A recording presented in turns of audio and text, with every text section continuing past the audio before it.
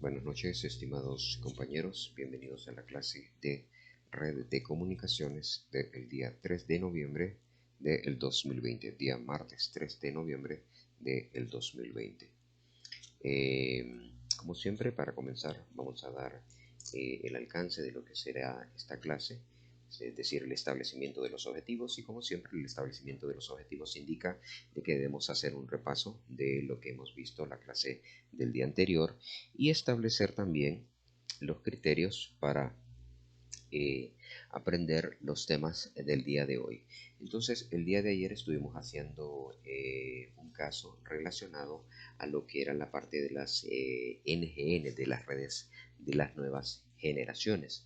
Hablábamos también de otros conceptos relacionados a lo que significan estas redes en la actualidad. Es decir, estas redes no solamente trabajan con la plataforma TCP/IP, sino que con la integración de lo que son los multiservicios dentro, obviamente, de los planes de una red que cada día se está expandiendo más en cuanto no solamente a su capacidad, sino que a la disponibilidad de los servicios. Es decir, no solamente hablamos de la parte de la sincronización de las redes, hablamos también de el plan de la numeración, el plan de enrutamiento y el plan específico en este caso de lo que es la sincronía de las redes. Entonces, una red NGN es la integración de todos esos recursos. No solamente estamos hablando de R2, de señalización 7, de la plataforma TCP/IP, de las diferentes capas que integran lo que es la lógica de una red NGN, sino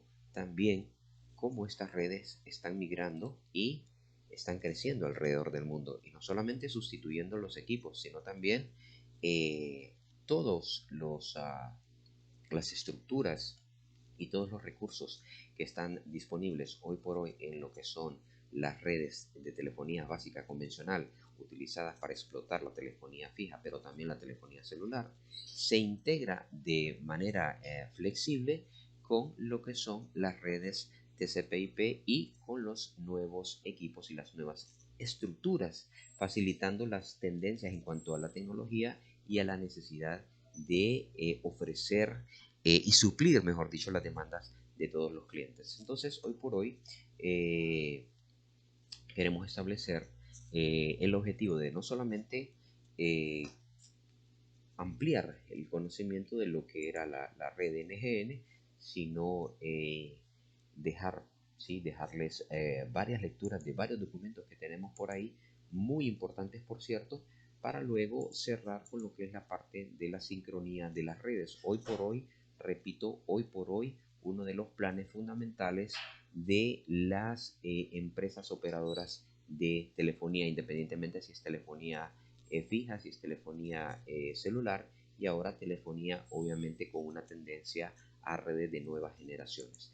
Entonces, estábamos hablando de las redes NGN, vimos cómo funcionaban a nivel de la señalización de banda o fuera de banda, mejor dicho, es decir, la relación de la señalización en un modo asociado y un modo cuasi asociado.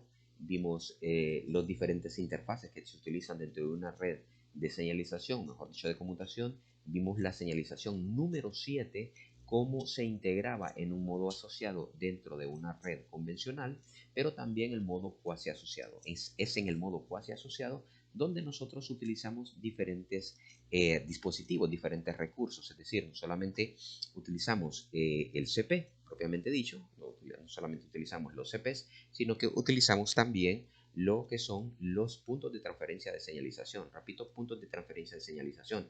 En el modo cuasi asociado, recuerden que en el modo cuasi asociado la información propiamente dicho, es decir, la información de voz y datos va a pasar por acá, por estos canales, por estos enlaces, que pueden ser E1s, estamos utilizando PDH, o E2, o E3, o E4, es decir, 2 MB, 8 MB, 34 MB, hasta 140 MB, sino que el STM1, STM4, STM16 o STM64. Estaríamos hablando de 155, 622 megabits por segundo o 2.45, o en el caso del STM64, casi o aproximadamente 10 gigabytes. Es decir, la información del mensaje estaría por acá, pero todo lo que es la información de señalización va a llegar a los STPs. Y estos STPs forman estructuras definidas, es decir, enrutamientos específicos para poder gerenciar entre cada uno de ellos la señalización inherente a cada una de estos, en este caso CPS. Recuerden que estos centros de conmutación o centrales telefónicas en una red específica de señalización 7 se llaman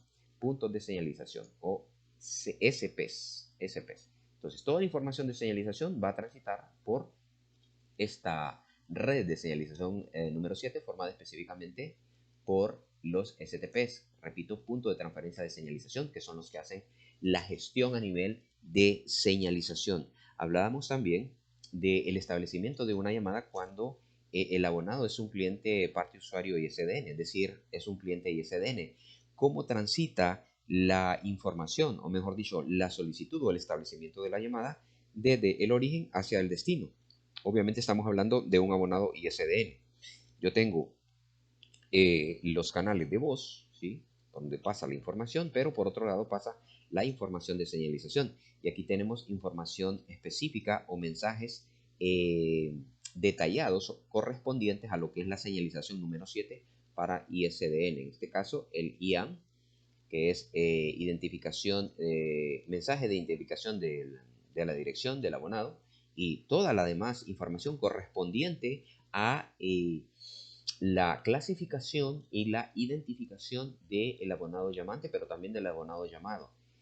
Luego este manda un ACM, ¿sí? Un ACM, que también es un mensaje de completación. En este caso está reconociendo, dándole reconocimiento al IAM, al YAM, y luego un mensaje de answer message en donde se da el mensaje de completación de la llamada para establecimiento de la llamada dentro de una red convencional, pero abonado RSI con señalización número 7. Recuerden que básicamente la ventaja de utilizar RDCI hoy por hoy se está utilizando mucho en las corporaciones, en las universidades, en los bancos, tarjetas que son ISDN-PRI, es decir, puertos ISDN-PRI. ¿Cuál es la ventaja de utilizar ISDN-PRI? Recuerden que ISDN-PRI o RDCI, acceso primario, es básicamente 2 megabits por segundo. La ventaja de utilizar ese enlace RDCI es que trabajan sobre señalización número 7. Repito, trabajan sobre señalización 7 y ya vimos que la señalización 7 es mucho más rápida que la señalización R2 convencional que estábamos utilizando. Luego la liberación de la llamada básicamente es lo mismo dentro de una estructura, ¿sí? En donde estamos utilizando un modo cuasi asociado, es decir, siempre la información, en este caso de señalización, pasa a través de los canales correspondientes a una red de señalización 7, STPs, y la información de los circuitos de voz puede pasar por acá, pero los datos también por acá. Pero todo lo que es la información de señalización viaja a través de los STPs. Aquí sería liberación de una llamada, sería liberación del abonado ISDN, un release, hasta llegar a su destino, y este un release complete que está liberando esa llamada, obviamente, un abonado A un abonado B a través de ese recurso, o mejor dicho, bajo la plataforma ISDN. Hablábamos también de los servicios suplementarios, que son básicamente los mismos que se utilizan en telefonía convencional. Hablábamos de los diferentes tipos de conexiones hacia un conmutador clase 5, que es donde se conecta directamente el abonado, es decir, para este lado, recursos e instalaciones privadas, accesos de redes, por ejemplo, redes LAN o redes privadas, ante o mediante recursos RDCI básico, acceso primario o telefonía convencional. Recuerden que B5.1 y B5.2 se diferencian en que solamente son enlaces básicamente de un E1, 2 megabits, y acá se puede extender hasta 16 megabits por segundo, es decir, 16 enlaces de 2 megabits cada uno.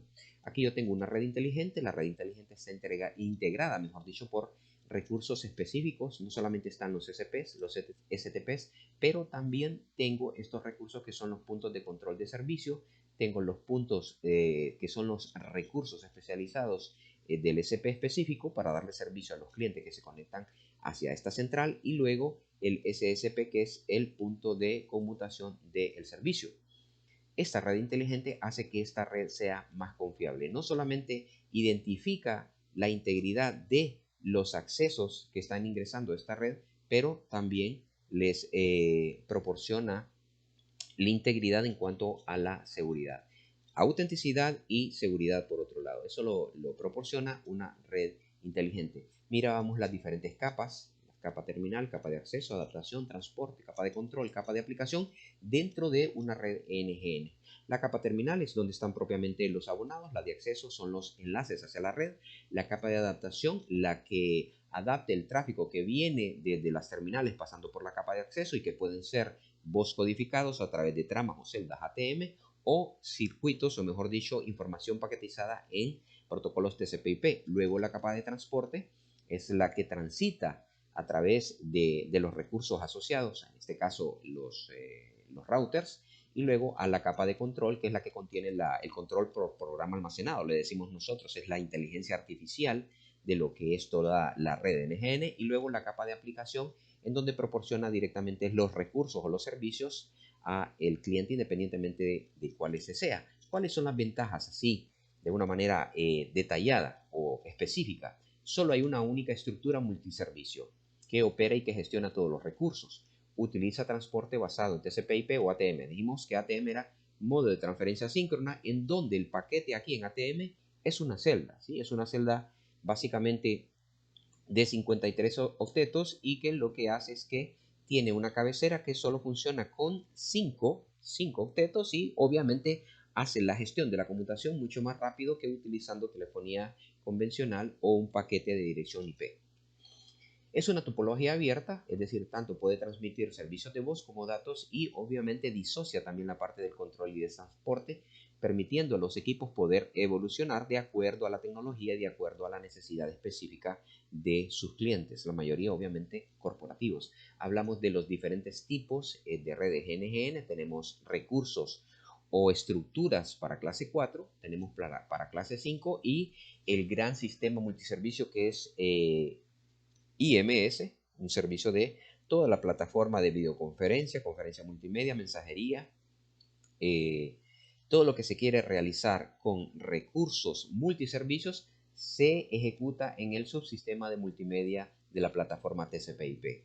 La clase 4 me sirve como tránsito, ¿sí?, entre un anillo específico y lo que es la clase 5, que son los abonados específicos. La clase 5 yo puedo migrar desde una red convencional RTC y poner los equipos asociados, que van a ser los equipos que van a sustituir a la clase 5, ya los vamos a ver cuáles son, reemplazándoles dentro de la red NGN y que me van a permitir tener servicios de voz, servicios de DSL, pero también servicios de cable y obviamente servicios móviles. Dentro de la red RTC yo tengo una red convencional, puede ser telefonía fija, pero también la convergencia con telefonía celular y obviamente señalización número 7, bien señalización R2 o señalización número 7. En una red NGN el recurso que se le añade son plataformas, en este caso ya protocolos TCP/IP. Aquí básicamente es una estructura Megaco donde yo tengo los Media Gateways, estos portales que me sirven como puertas, ¿sí? Una puerta que da acceso o me permite pasar de la plataforma TCP/IP a básicamente una red convencional. Es decir, yo tengo el Mega Gateway Controller, que este sería básicamente un soft switch que me permite hacer la integración, por un lado, de todos los recursos de señalización 7 que pasan directamente al fábrico, al conmutador, pero también la gestión de todo lo que es el protocolo TCP/IP con las celdas o con la información o los paquetes de ATM. Toda esa información pasa en esta estructura, en esta red, donde pueden haber muchos más recursos, muchos más equipos, pero que pasan por los Media Gateway para llegar hasta una red TDM. Recuerden que este lado sería una red TDM y esto una red TCP/IP. El cambio entre una red NGN y un recurso RTC es el siguiente. Yo acá ya utilizo recursos multimedia, como cuáles: Mega Gateway Controller, las plataformas o las pasarelas Media Gateway y también protocolos específicos de la plataforma TCP/IP con convergencias ATM o, lo vamos a ver más adelante, MPLS también. Entonces aquí la conmutación la está realizando ATM bajo la estructura o el direccionamiento de los protocolos TCP/IP. Todo esto son paquetes, ¿sí? TCP/IP dentro de la red TCP/IP, y si quiero salir a lo que es TDM, tanto acá como acá, yo debo de pasar por las gateways, ¿sí? ¿Qué pasa si quiero utilizar esta estructura? Esta estructura es específicamente Megaco. Si yo quiero pasar información, por ejemplo, específicamente de llamadas desde esta área que es una red, por ejemplo, TCP/IP, directamente a lo que es TDM, recuerden que yo tengo que pasar entonces por una pasarela SG, por un portal de señalización. Porque Megaco tiene la desventaja, el protocolo H248 tiene la desventaja de que no puede llevar señalización de voz directamente por el gateway a el SP o a la central TDM. Tiene que pasar entonces por un recurso que nosotros le llamamos SG, que es el portal de señalización. El portal de señalización tiene adherido un protocolo que se llama SIGTRAN para poder transportar la señal de la información de voz de Omega Gateway Controller hacia la plataforma TDM. Luego, así como resumen, vimos las diferentes capas, una capa terminal que no se ve aquí, que son los abonados propiamente dicho. Luego a la parte del acceso, donde podemos tener media gateways, o portales o pasarelas. Tengo, si son señales o por ejemplo recursos celulares, tengo las estaciones base que pasan a los recursos que controlan estas estaciones. Luego a las capas de adaptación, que serían unas pasarelas o pueden ser servidores de multimedia o equipos convertidores, y luego a lo que es la parte del transporte, que específicamente yo lo que tengo básicamente dentro de la capa de transporte son routers. Esto me van a permitir realizar el transporte de la información que viene de las pasarelas, obviamente ya en información paquetizada, y luego pasa a la parte de control. Recuerden de que en una red NGN, NGN de telefonía, básicamente el control se realiza a través del soft switch.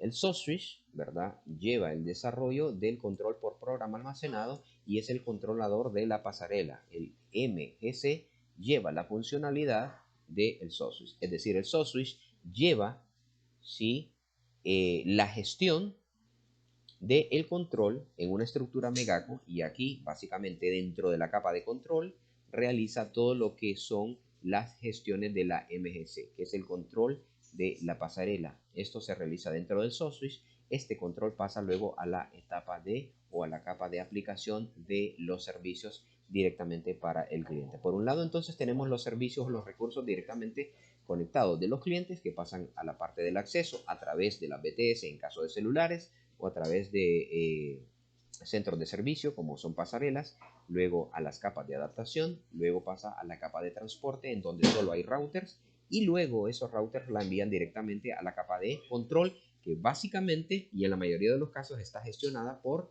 un soft switch que realiza las funciones de un Mega Gateway Controller, y luego esas a la capa de adaptación, donde podría estar gestionada a través de un control de procesos a través de una red inteligente o servidores específicos a través de protocolos SIPs. Aquí tenemos otro ejemplo en donde tenemos el soft switch que realiza la función de control del estado de la llamada, y el acceso lo realizamos a través de equipos donde yo puedo tener diferentes usuarios, tanto de telefonía, este es un sistema telefónico mundial móvil, o a través de cable televisión, o a través de servicios de la familia XDSL, que no solamente contiene lo que es el ADSL, sino dijimos también el VDSL, el HDSL, el RDSL, el SDSL, en donde cada una de estas familias varían en lo que es la capacidad de información o el transporte de información. Todos estos se conectan a través de un protocolo de sesión que va directamente, pasa por el transporte a través de los routers y va directamente a lo que es la capa de control, donde está, repito, el control por programa almacenado que lo lleva a cabo lo que es el soft switch. El soft switch manda la información a la parte de aplicación, donde se distribuyen a los clientes a través de los servidores específicos. Vimos también la parte del reemplazo de los conmutadores, en este caso en la clase 4, aquí la clase 4, esta parte de acá, la clase 5 son los abonados, donde se conectan directamente los abonados, pero la clase 4, que serían centrales de conmutación, es decir, centrales tándem, yo los quito esas centrales tándem y yo me voy a la capa de adaptación, y en la capa de adaptación yo puedo tener pasarelas o servidores TCP/IP. Entonces yo conecto en este caso en la parte de reemplazo de los conmutadores de tránsito, yo pongo sencillamente gateways que me van a realizar el transporte a nivel de troncales SIPs y me van a conectar la información que va a pasar desde una central switch clase 5 TDM directamente a la parte o la capa de transporte, pero transfiriendo o enmascarando la información que viene en código de numeración específica, numeración, por ejemplo, formada por 9 dígitos, y me la enmascara y significa que me le da una conversión a una dirección específica TCP/IP y luego la pasa de estos zip trunks directamente a la capa de transporte, que es básicamente una red de enrutadores. Luego a la parte del control. Vimos diferentes softwares, vimos el transporte de señalización básicamente de lo que era una estructura Megaco. Aquí podemos ver que la estructura Megaco está formada por un controlador Mega Gateway, los portales también, que son las pasarelas que dan acceso a tanto los abonados que vienen de TDM a través de enlaces E1 de 2 megabits o de STM1, es decir, aquí yo estoy utilizando tanto PDH como información en SDH. Pueden ir enlaces de 2 megas, pueden ir enlaces de 8 megas, de 34 y de 140 megas. Y aquí yo tengo un STM1 bajo la arquitectura que sería SDH. Puedo tener un STM1 que sería un 155 megabits por segundo, un STM4 que son 622 megabits por segundo. Puedo tener un STM16 que sería 2.4 gigabits por segundo. O puedo tener un STM64 que sería aproximadamente 10 gigas. Es decir, yo paso de TDM, ingreso a través de la pasarela Gateway y entro a lo que es la plataforma TCP/IP, una estructura Megaco, ¿sí? Donde el enrutamiento básicamente es realizado por los routers. Recuerden que estos routers están gestionando la información no discriminando, es decir, no llevando la información a través de la dirección de TCP/IP como la manejamos nosotros, sino que a través de celdas. Recuerden que la red lleva los protocolos asociados a señalización y enrutamiento, pero lo que es la lógica de la computación se realiza a través de lo que es el modo de transferencia síncrona, en donde la importancia de la computación es de que esta computación es realizada a través de las celdas. ¿Qué ventaja tiene? Que las celdas van a tener un direccionamiento no igual a TCP/IP, una cabecera, sino que tiene un paquete de solamente 5 octetos. Es decir, la computación la va a realizar el modo de transferencia síncrona a través de los protocolos TCP/IP con hardware de enrutadores.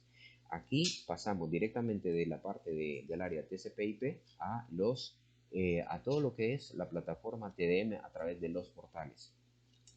¿Cuál es la desventaja de la estructura Megaco? Recuerden que esto es básicamente una estructura Megaco que se triangula de esta forma, es solamente una manera o una forma o un diagrama de bloques básico de lo que es la estructura Megaco formada por el Mega Gateway Controller, las pasarelas asociadas, la red específica que conjuga la convergencia de lo que son los protocolos TCP/IP con lo que son toda la lógica de conmutación ATM, pero la desventaja sería al utilizar el protocolo Megaco H248 que H248 no permite enviar la información de la señalización de la llamada directamente a lo que es la plataforma TDM a través de las pasarelas, sino que necesita una SG, un Signaling Gateway, es decir, un portal de señalización que lleve la información de llamada que sale o que se conjuga en esta red TCP/IP y que va directamente a lo que es TDM.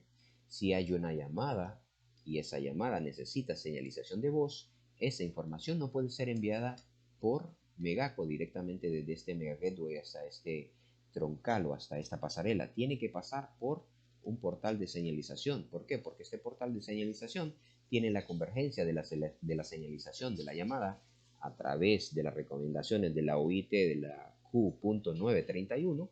Toda esa información de señalización pasa a través de Citran y a través de C7 pasa al conmutador, en este caso clase 5.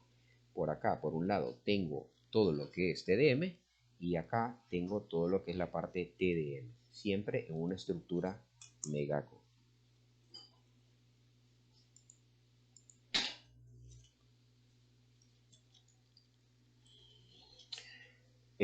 Luego hablamos entonces de la sustitución de un reemplazo clase 5. Ya no tenemos las centrales, fíjense bien, ya no tenemos las centrales, sino que ingresamos directamente a través de equipos específicos. En estos casos son plataformas TCP/IP, es decir, yo tengo PBX que ya tienen el protocolo TCP/IP. yo entro directamente a través de interfase v5.2 directamente a la capa de adaptación, es decir, paso de la capa terminal utilizando ya recursos que son, por ejemplo, recursos inteligentes, como por ejemplo PBX o redes con tecnología TCP/IP asociados a PBX, como por ejemplo los servidores que estamos realizando nosotros con aplicaciones, es decir, los simuladores Elastics, o pueden entrar directamente a bucles específicos con interfaces propias de 5.2, en donde la facilidad de V5.2 es que tiene la capacidad de no solamente llevar la señalización R2, sino que señalización en número 7 de hasta 16 enlaces de 2 megabits por segundo.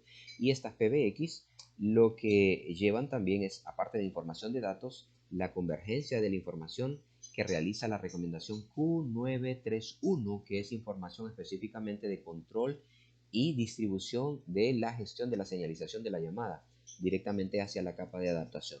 Llega entonces de la capa terminal, ¿sí? Que ya son teléfonos inteligentes con plataformas TCP/IP, pasan a una PBX como por ejemplo un servidor Elastics o bucles específicos con interfase v5.2, llegan directamente a la capa de adaptación. ¿A qué? A las pasarelas. Las pasarelas hacen la convergencia. Si ya vienen TCP/IP, pues no hay problema.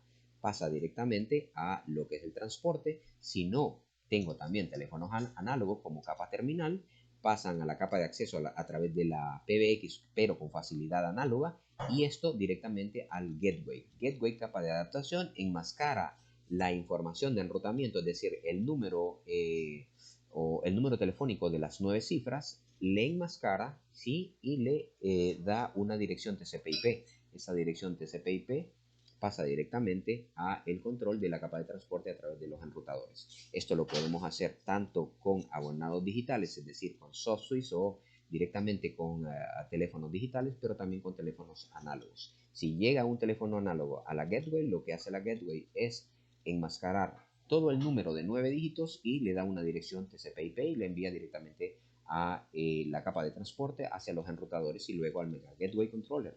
Lo que hace el bucle de abonado puede ser una red específica o capas terminales donde el teléfono ya es inteligente, el abonado tiene teléfonos inteligentes, llega a la capa de acceso a través de la interfase de 5.2 y llega a las pasarelas. De las pasarelas llegan a la capa de transporte directamente a los enrutadores. Luego vimos la convergencia también de las Mega Gateways y la señalización a través de los recursos Mega Gateway Controller utilizando gateway de acceso y esto directamente a los abonados, en este caso análogos. Aquí yo tengo una red convencional utilizando interfaces V5.1 y V5.2, donde yo puedo conectar directamente abonados, en este caso de la familia XDSL, pero también abonados RDCI a un conmutador clase 5, en donde se conectan recuerden, los clientes directamente. Luego yo puedo tener entonces también la analogía, utilizar este portal como un SOSWITch, y este me va a permitir la integración tanto con abonados en una red TCP/IP como un conmutador convencional clase 5, en donde conecto directamente abonados análogos. O puedo tener también estructuras específicas Megaco, es decir, un SOSWITch me puedo comunicar directamente con otro SOSWITch a través de la estructura Megaco o enlaces de señalización número 7. Aquí ya tengo una convergencia en donde yo tengo el acceso a DSL, tengo un multiplexor DISLAM. Un multiplexor DISLAM sabemos que es un multiplexor de ADSL, es decir, básicamente es una concentración de enlaces del servicio ADSL y yo integro toda esa información que viene de un servidor TCP/IP que pasa a una red o a un servidor al cual yo le estoy conectando conmutadores ATM, y de esos conmutadores ATM yo voy directamente llevando esa información pura TCP/IP a los DSLAM. ¿Qué van a llevar los DSLAM? Esos DSLAM son multiplexores de acceso a DSL que lo que van a llevar son altas frecuencias de señales obviamente de información paquetizada en TCP/IP. A estos DSLAM puedo también ingresar información que viene de una red convencional a través de los servidores clase 5, a través de una red telefónica convencional utilizando interfaces de 5.2, y luego a través de enlaces, puede ser C7 o enlaces R2, directamente conectar esos equipos DSLAM a las terminales específicas. En este caso, a través de un modem o un splitter, Lo que hace el splitter es hacer una diferencia de un filtrado, tanto bajas frecuencias en caso de telefonía análoga, telefonía digital o también plataformas TCP/IP. Usted puede conectar su computadora, un equipo asociado y puede conectarse a través de ADSL dos servicios de manera simultánea. Bueno, básicamente eso era lo que hablábamos de la estructura NGN. Aquí les voy a dejar una información.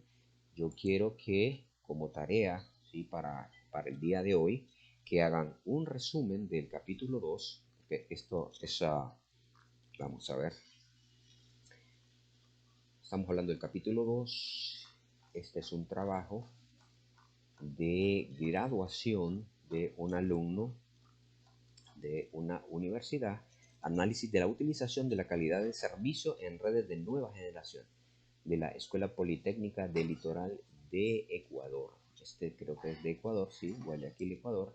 Entonces, ese es un trabajo que les voy a dejar, que sería, repito, sería realizar, y viene en examen, sí va a venir en examen, pero solo el capítulo 2, ¿correcto? Porque lo encontré muy interesante. Entonces básicamente lo que requiero es que hagan un resumen, ¿sí? Si tienen un chance hoy a la hora de la clase, a la hora después de que yo termine la clase, les voy a dejar unos 10, quizá unos 20 minutos para que ustedes puedan aprovechar, y lo que voy a requerir es un resumen de forma individual, y me lo van a subir al chat, un resumen individual.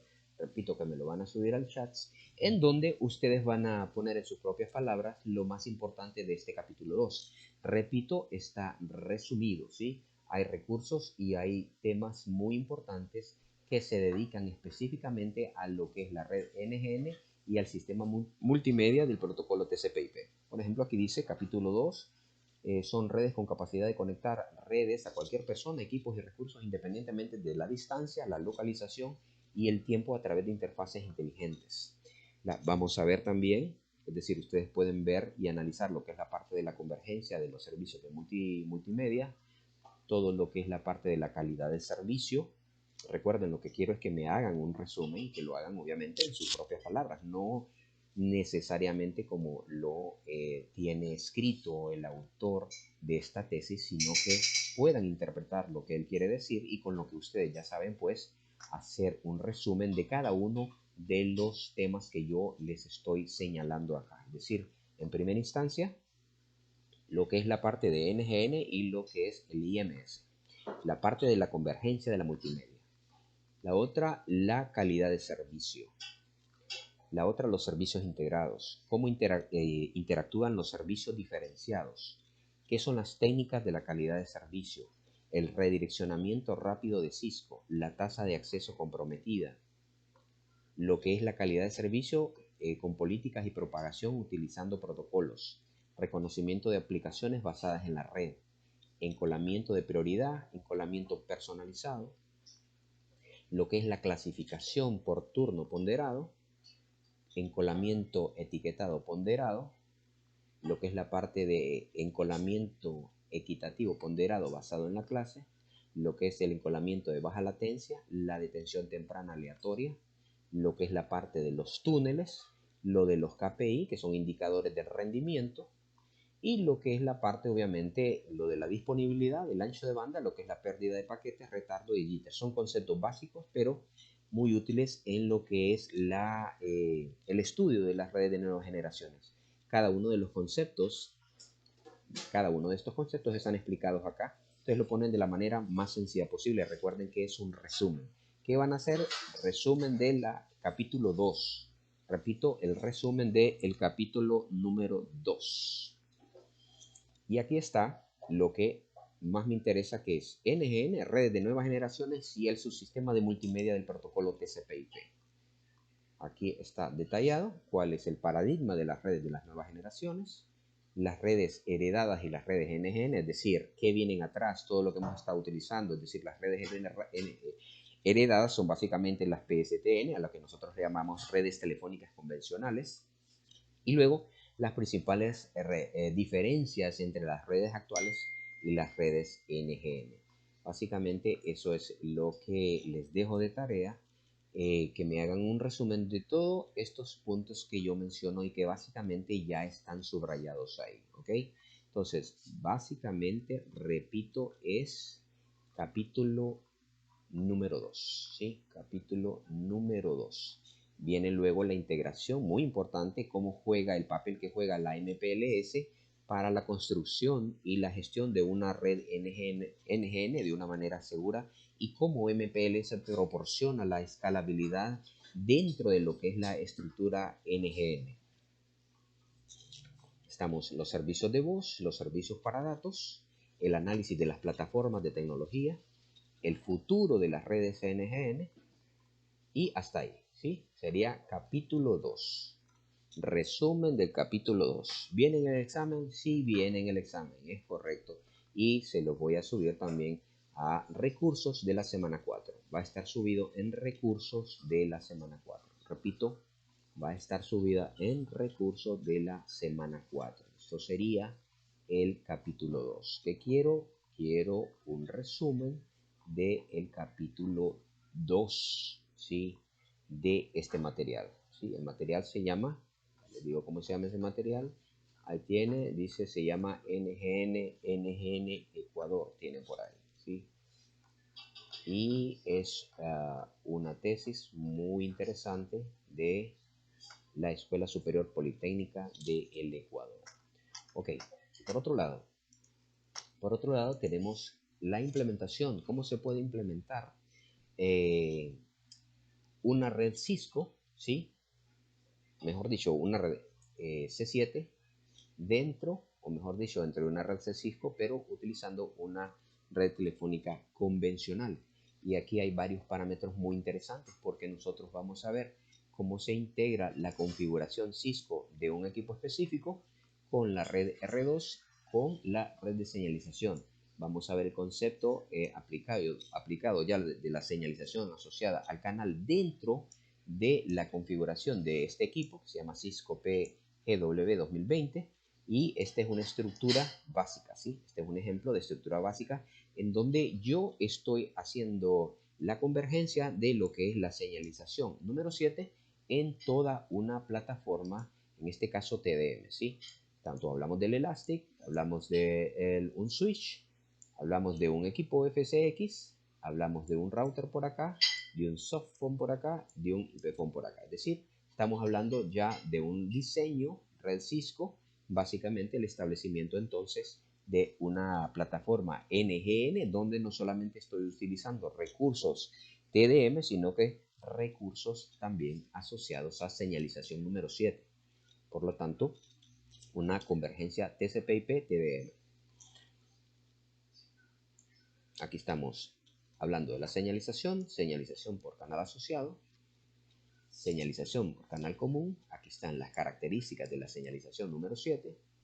Y luego la arquitectura, el protocolo, el famoso IAX o el IAX, punto de conmutación de servicio, punto de control de servicio, punto de transferencia de señalización, lo que es el protocolo SIPS, qué tipo de hardware estamos utilizando, y luego las estructuras o los diseños asociados a esta investigación. Tenemos diferentes escenarios, primero, segundo y tercer escenario, y las configuraciones. Fíjense bien que, ¿por qué estoy solicitando que lean este recurso? Porque aquí sale algo de la configuración del Elastic que les puede servir.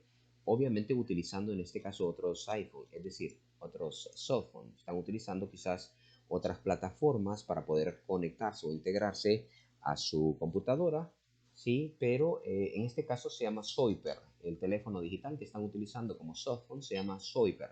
Pero ustedes pueden utilizar otros, sí, hay varios. Este solamente se los pongo como puro ejemplo para que se puedan guiar. Pero les dejo este material porque existe una configuración de equipos a través de la configuración Elastic que les puede servir para cuando ustedes estén realizando su propia configuración. Está la configuración Elastic, la configuración de los Linksys y el softphone que se llama Zoiper, y ahí están los resultados y las configuraciones de Cisco, ¿sí? Entonces lean ese material y se lo subo ahí para su información. Este no sale en examen, ok, no sale en examen, pero sí, por favor, ténganlo y si quieren ahondar más en lo que es la convergencia de la información de una red NGN con C7 y la plataforma convencional, entonces ahí les dejo ese material. También hay otro material acá muy importante, y esto se lo voy a dejar porque este es el curso, ¿sí? Este es un curso que habla sobre los fundamentos de la telefonía IP y la introducción a lo que es toda la plataforma Asterix Elastics. Sí, repito, aquí estamos hablando de una galería importante o de un curso importante que tiene que ver con el Asterix, aplicación Elastics, ¿sí? Donde el primer capítulo tiene que ver con fundamentos de telefonía análoga y digital, algo que ya lo conocen ustedes, donde hablamos sobre los sistemas de marcación, marcación de pulso y de TMF, hablamos sobre la marcación por tono de pulsos, hablamos ya de las centrales telefónicas, ¿sí? Estamos hablando de una red telefónica convencional, partimos de esto sencillo, de una red RTC, luego nos vamos directamente a las características de una red telefónica convencional, luego hablamos de un sistema específico telefónico PBX, luego hablamos de la integración ya partiendo de lo que es la tecnología ISDN o PRI, cómo funciona utilizando la PBX y una red telefónica convencional, donde nosotros podemos observar cuáles son los accesos, ¿sí?, que interactúan en una PBX y cuáles son las direcciones o las extensiones en TDM.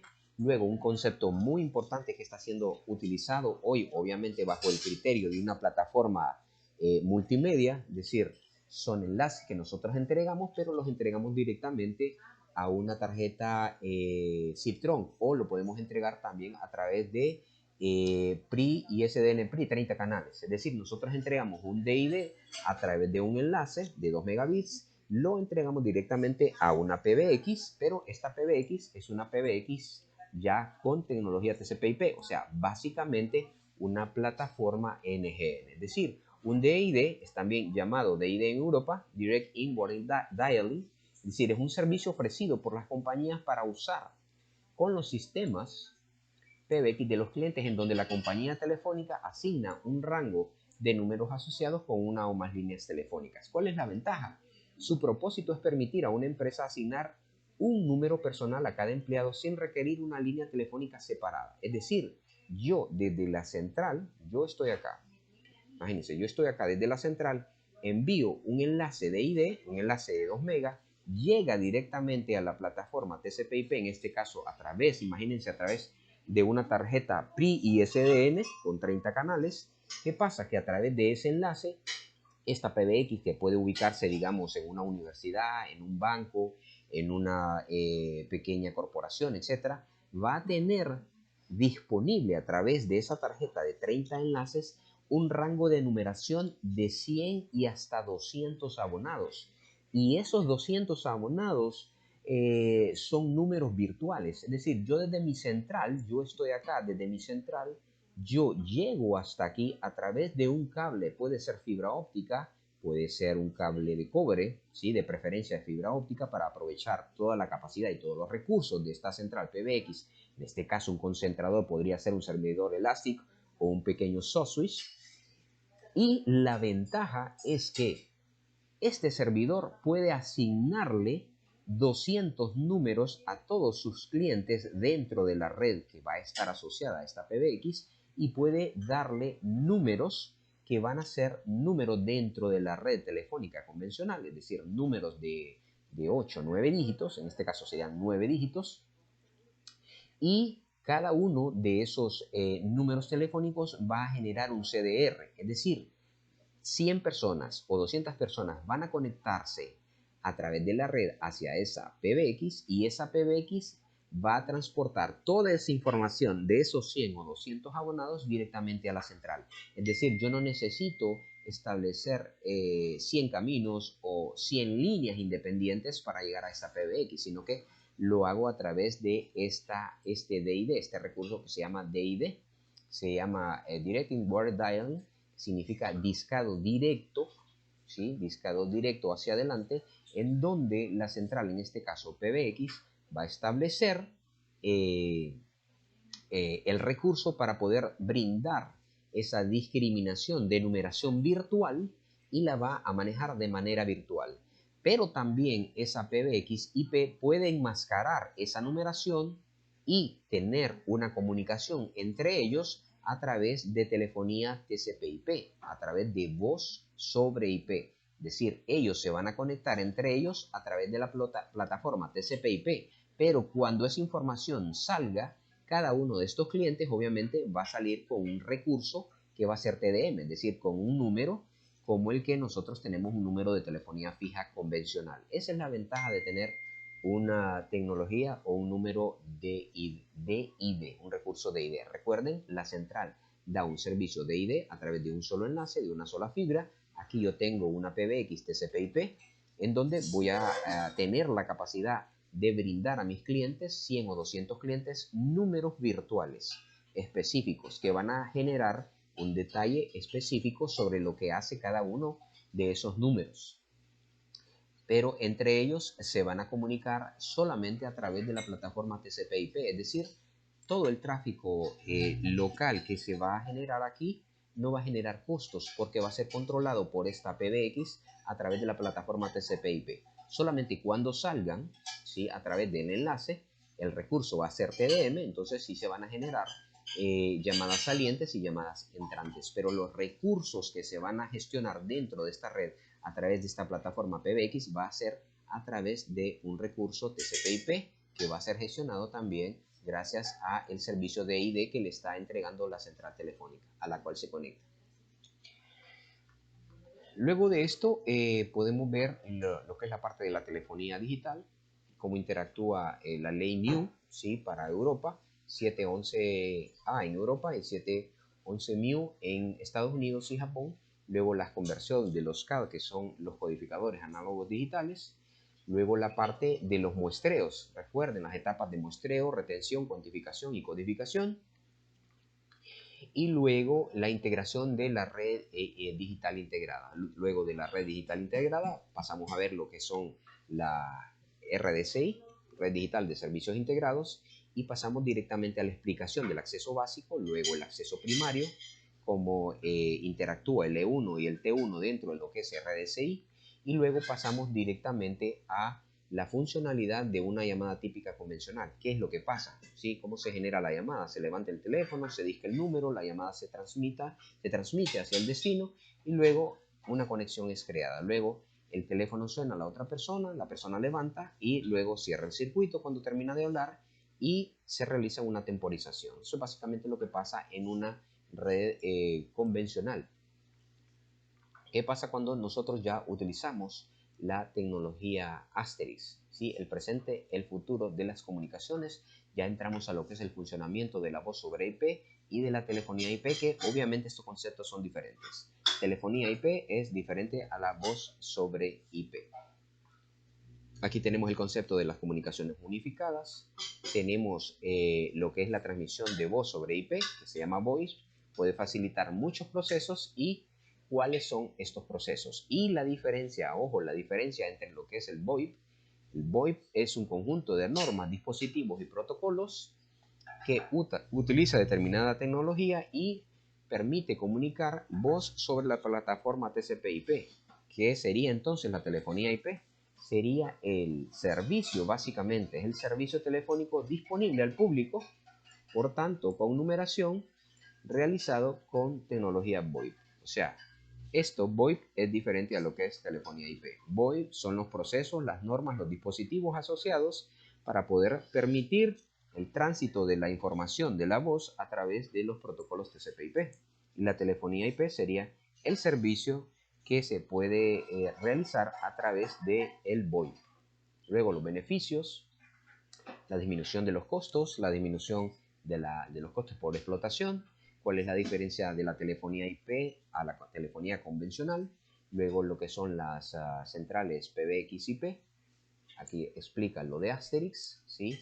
Aquí tenemos ya los IP phone, ¿sí? Tenemos los soft phone, tenemos telefonía análoga, tenemos los fundamentos de los Asterix, Tenemos el SoftSwitch, tenemos los portales de multimedia, tenemos servicios de conferencia, tenemos los servicios de operadora y tenemos la telefonía convencional, pero también la PBX tradicional. Acá tenemos los diferentes tipos de medios de comunicación de telefonía IP y obviamente los recursos que yo necesito para poder desarrollar una red NGN utilizando la voz sobre IP. Obviamente el recurso, o mejor dicho, una de las sesiones más utilizadas, el SIP, protocolo de inicio de señalización, ¿sí? O inicio de sesión para poder señalizar, controlar, finalizar una llamada. Luego el funcionamiento del protocolo SIPS. Aquí están todas las gestiones a través de ejemplos específicos. Ok, entonces, por favor, se leen, ¿sí? Léanse. Básicamente estaría solicitando que se lean los capítulos 1, 2 y 3 de este material. 1, 2 y 3 de este material. Así van a tener mayor información para poder realizar el proyecto que estamos montando. Repito, capítulo 1, 2 y 3. Lean capítulo 1, 2 y 3. ¿Sale en examen esta parte? No, no va a salir en examen. ¿Sí? No va a salir en examen, pero les va a ayudar a que puedan realizar de una manera más fácil la configuración de su plataforma. Recuerden, Elastic. Elastic está basada en conceptos Asterix. ¿Ok? Entonces, ahorita pasaríamos a lo que es el análisis así rápidamente de lo que es el otro concepto, que sería el concepto de sincronismo. Recuerden, el concepto de sincronismo es un concepto muy importante porque permite a las centrales poder establecer los criterios de la temporización. El respeto de la temporización, no tanto, es decir, tanto en frecuencia, pero también en fase. Y lo más importante, en ambos. Entonces, el criterio de la señalización de redes. El objetivo de las redes de sincronización es la distribución de la información de tiempo, ¿sí? De tiempo y de frecuencia sobre una red específica, una red de comunicaciones específica. ¿Cuáles son las ventajas? Es un sistema de distribución de tiempo de alcance mundial, ¿sí? Es un sistema de distribución de tiempo de alcance mundial.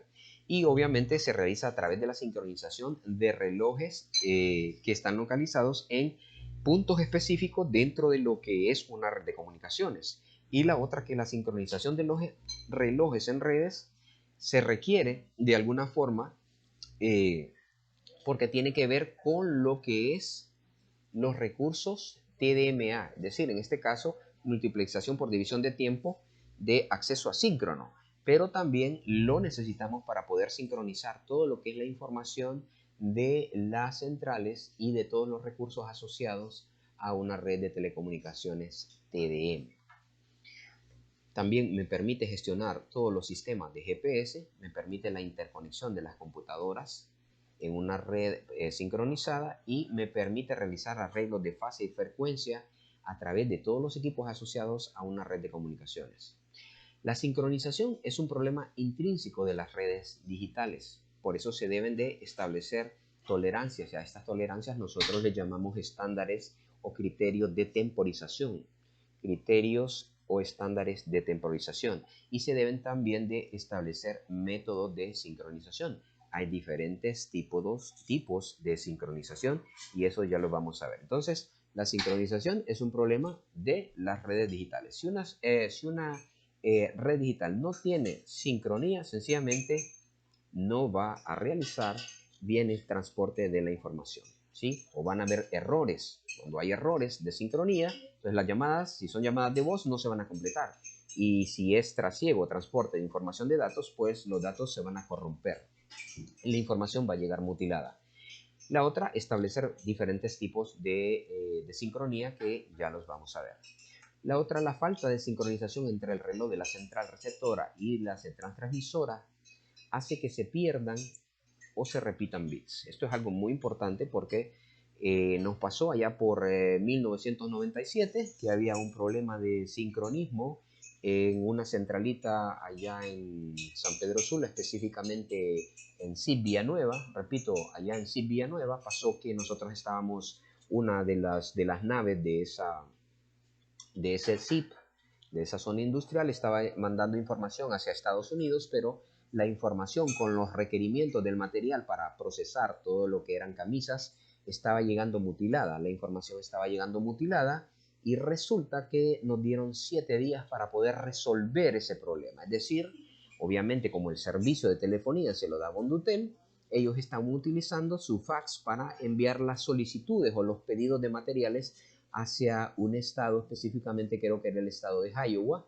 pero reportaron de Iowa que la información, es decir, que los fax llegaban mutilados.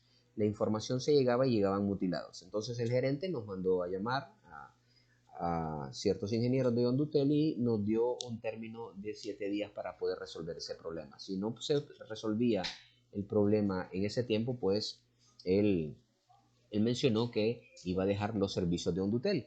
Y obviamente nos llamó mucho la atención porque desconocíamos en ese momento de esos temas, no se habían presentado problemas en ese sentido de sincronía, por lo tanto no se conocían.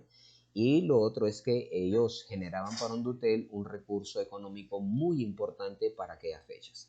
Entonces fue así que empezamos a detectar dónde había el problema y el problema se originaba básicamente en que los procesadores de la central, ambos procesadores estaban desincronizados, es decir, habían desfases en cuanto a la información. Y obviamente cuando los procesadores no están en sincronía, la información que llega a su destino obviamente llega mutilada, esa información llega incompleta, o se repite la información o la información llega mutilada. Entonces se llegó a la solución de ese problema y la falla era básicamente en los niveles de sincronía que no eran los adecuados. Esa falla se corrigió y luego la empresa pues quedó satisfecha porque se comprobó que los datos y la información o los documentos enviados por fax llegaban de manera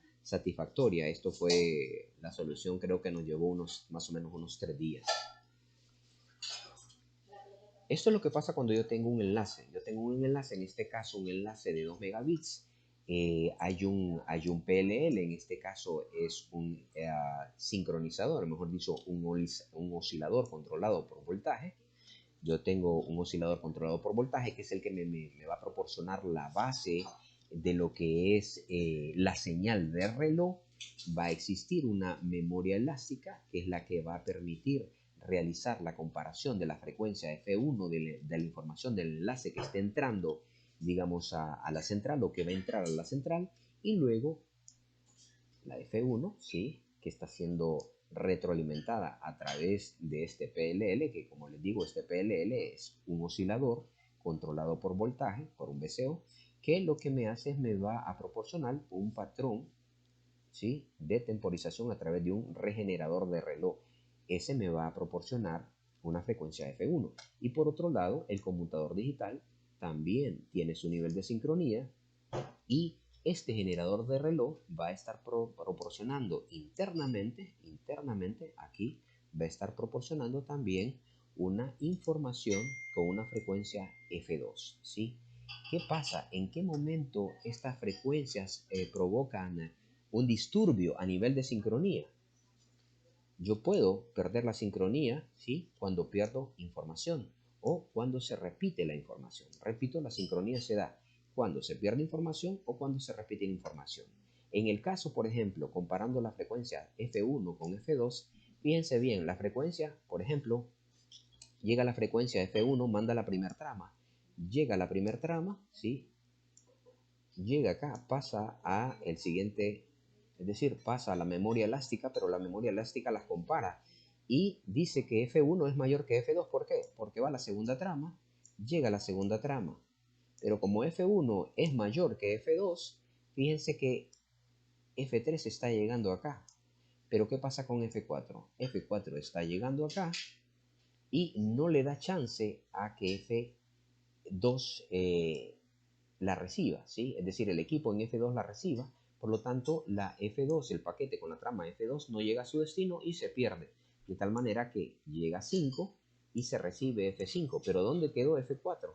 F4 se perdió y era la que estaba aquí y esa se perdió. ¿ok? Esta es trama perdida. Esa trama se pierde, ¿sí? Esa trama se pierde. Y aquí es cuando F1 es mayor que F2. ¿Qué pasa en este caso? Cuando F1, la trama de la frecuencia F1 es mayor que F2. Va la trama F1, ¿sí? Llega F1, viene la trama F1, llega F2, viene la trama F3. Pero como en ese lado la frecuencia 2 es mayor, ¿sí? Llega la F3, ¿sí? Pero ¿qué pasa? El equipo con la frecuencia 2 no puede esperar a que F1 vuelva a llegar a través del paquete número 3. O sea, no llega el número 4, no está llegando, entonces se repite el número 3. Entonces hay una repetición de la información. ¿Por qué? Porque el equipo asociado a F2 está esperando a la trama de F1 a que llegue, pero no ha temporizado, por lo tanto repite esa información, ¿sí? Asume que le está mandando esa información. ¿Por qué? Porque la información F2 es mucho mayor a la frecuencia de la información de F1. Entonces, en el lado derecho, en todo este lado, ¿sí? Lo que va a pasar el equipo que está gestionando la frecuencia F2 es que va a generar otro bits con esta información. Por lo tanto, se repite el número 3. Luego llega F4 sin ningún problema y llega F5. Sí, ¿se va a poder repetir? Sí, luego que se va a repetir. Se va a repetir quizá en la trama número 5 o en la trama número 6. Se va a repetir el hecho de que se repita la información porque la frecuencia que está conteniendo los equipos asociados al destino es mucho mayor que la frecuencia de origen. Entonces, la memoria elástica puede almacenar información de un canal de una trama, ¿sí? Cuando hay deslizamiento o cuando hay pérdida. Es decir, aquí tenemos pérdida de información, en este caso la frecuencia 1 es mayor que F2 y por otro lado puede haber repetición cuando la frecuencia 1 es menor a la F2. ¿Cuáles son las causas de deslizamiento? Yo tengo dos causas básicas de deslizamiento. Una es por relojes imperfectos y la otra debido a variaciones en los retardos de transmisión. Repito, las causas de deslizamiento, uno es por relojes imperfectos, falta de precisión y estabilidad, y la otra por la variación de los retardos. Existen dos tipos de fluctuaciones, las más conocidas es el jitter, que es la fluctuación de alta frecuencia, y el wonder es la fluctuación en baja frecuencia. ¿Cuáles son los efectos de un deslizamiento? Si es voz, por ejemplo, es un sonido casi inaudible, ¿sí? Es decir, el deslizamiento en la voz, en la trama de voz, pues casi no se puede detectar porque es casi inaudible. Cuando son datos, entonces existen técnicas de error, que es lo que está pasando acá. Es decir, yo mando una información, ¿sí? A través de un fax, y lo que me llega es una información con errores. Básicamente lo que nos pasaba ya, como repito, en 1997, en donde nosotros a través de la SIP vía nueva, nosotros enviábamos información a través de ese SIP, llegaba a Estados Unidos, a Ohio, pero llegaba deteriorado, llegaba con error la información. Eso era porque faltaba información de sincronía o no había sincronización en sus equipos. La otra información de señalización, esto no tiene impacto en el servicio porque son señales específicamente de protocolos de señalización, y el fax es cuando produce corrimiento de imagen, que era lo que nos pasó en la experiencia que tuvimos allá por 1997 en el SIP vía nueva. ¿Cuáles son los relojes? ¿Sí? Los relojes tienen su base de tiempo en dos criterios o en dos parámetros. Uno es la precisión y la otra es la estabilidad. Repito, uno es la precisión, la otra es la estabilidad. ¿Qué tipo de relojes tenemos? Tenemos un reloj atómico de cesio. Son muy estables a largo plazo, pero son muy costosos. El reloj atómico de rubidio tiene una estabilidad media, tiene una alta estabilidad a corto plazo, pero tiene un costo intermedio. Y el reloj de cuarzo es baja estabilidad y bajo costo. El que nosotros utilizamos para poder llevar la sincronía en nuestra red de telecomunicaciones de Hondutel es un reloj atómico que está ubicado, de cesio, que está ubicado en la Central Internacional 3. Ok, aquí cuáles son los métodos para poder realizar la sincronía. Yo tengo diferentes tipos de sincronía, ¿sí?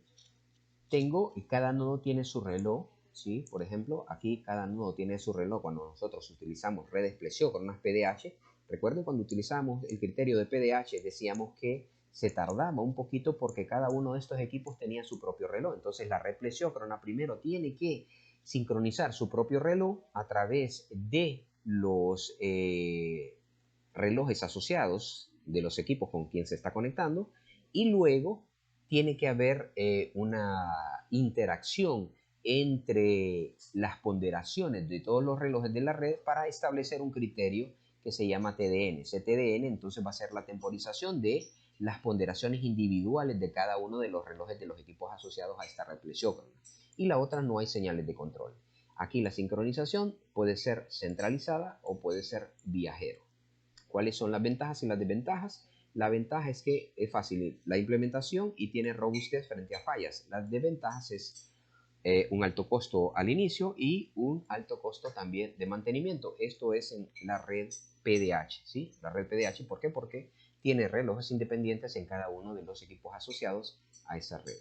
Luego, en las redes síncronas, en las redes SDH, yo tengo un concepto que es el centralizado, en donde los relojes se le llaman que van a estar enganchados en frecuencia y en fase, y existe un solo reloj maestro. Dentro de las redes síncronas, es decir, aquí recuerden, tengo las redes plesiócronas, aquí la sincronización es centralizada o reloj viajero, ¿sí? En PDH, y en SDH yo tengo el primer concepto de sincronía que se llama maestro-esclavo. Del maestro esclavo es la centralizada. Yo puedo tener el principal y subordinado, es decir, voy a tener un principal y voy a tener 1, 2, 3, 4, 5 subordinados. Este se llama maestro subordinado o principal subordinado. Pero aquí también tengo el jerárquico, es decir, tengo este que le está mandando sincronía, le está enviando sincronía a este, luego a este, luego a este y luego a este, ¿sí? Luego a este que tengo por acá. Ups, a este. Este es el jerárquico. Este le está dando sincronía a todos estos. Después, ¿cuál sigue? Bueno, pues sigue este, ¿sí? Este le está dando sincronía a este, le está dando sincronía a este, a este, a este y luego a este que tengo por acá, ¿sí? Entonces, repito, maestro esclavo, este jerárquico, el de mayor categoría, le da la señal de sincronía a los demás, y esta es una referencia externa, es decir, una referencia externa, es decir, la central, por ejemplo, la central internacional, toma su referencia externa a través de otra central con una misma categoría, la puede tomar de otra central que está por acá, en otro lado del mundo, puede ser, por ejemplo, de España, ¿sí? Puede ser de España o puede ser también a través de un enlace satelital, ¿sí? O de la web, ¿verdad? Puede ser de la web o puede ser también de un satélite, ¿sí? De un satélite. Eso en redes sincrónicas, SDH, maestro esclavo o centralizados. Puedo tener maestro subordinado, puedo tener el jerárquico o puedo tener una referencia externa. Dentro de las redes sincronizadas, el principal subordinado, solo una de las centrales, ¿sí? Actúa como reloj independiente. El método jerárquico, cada reloj está disponible o dispuesto en una jerarquía. Si falla un reloj, lo reemplaza el de la jerarquía próxima. Y el otro, el método de referencia externa, que proviene de una referencia externa. En nuestro caso, por ejemplo, podría ser de una central, por ejemplo, en Canadá o en España, ¿sí? Que tenga la misma jerarquía, pues esta central estaría tomando la sincronización de esa central que tenga la mayor jerarquía en ese país. Luego, a través de un enlace satelital, a través del meridiano de Greenwich o el más conocido a través de la web. Y aquí tendríamos entonces el ejemplo de un plan de sincronización de una red específica. Aquí tengo, fíjense bien, tengo las centrales internacionales, aquí tengo centrales de tránsito, aquí tengo centrales locales, ¿sí? Aquí tengo, por ejemplo, aquí tengo una jerarquía, por ejemplo, entre estas dos. Tengo una jerarquía que yo le puedo llamar plesiócrona, ¿sí? Es una jerarquía plesiócrona. Aquí le puedo llamar una jerarquía uniterminal. Aquí sería un sincronismo jerárquico, ¿sí? Es decir, recuerden que estas están como son las mismas centrales, se le llama sincronía uniterminal. Aquí sería jerárquico porque estoy bajando de una central tránsito nacional a una local. Miren, aquí está el jerárquico representado por J. Aquí sería la PS, que sería principal subordinado, principal subordinado, principal subordinado. Igual acá, principal subordinado, ¿sí? Aquí sería la uniterminal, que es la sincronía, ¿sí? Sincronía entre centrales de la misma jerarquía, pero aquí, como tengo una central internacional, tengo nivel jerárquico con una central nacional. Básicamente, eso es un ejemplo de sincronía de una red nacional. Bueno, esto ha sido todo por el día de hoy, muchachos. El resumen sería, hablamos básicamente de lo que era una red NGN, ¿sí? Básicamente hicimos el análisis de una red NGN, de lo que nosotros habíamos visto, lo más importante, y esto es un curso que nosotros tomamos con este señor que se llama Simon Snati, del grupo EFOR de Francia. Vimos lo más importante, cómo interactúa una red NGN con los recursos y con las plataformas y con los protocolos que existen y la tendencia que hoy día a día está siendo muy importante en todos los países, ¿sí? Que cada día está avanzando. Hablábamos también de lo que era Megaco, que era un recurso muy importante. Esto se los voy a estar pasando para que profundicen un poco en lo que es el protocolo Megaco, que es el H248. Tiene que, o mejor dicho, viene de la compañía de la cual les hice la presentación, o mejor dicho, hicimos la presentación, el grupo EFORT.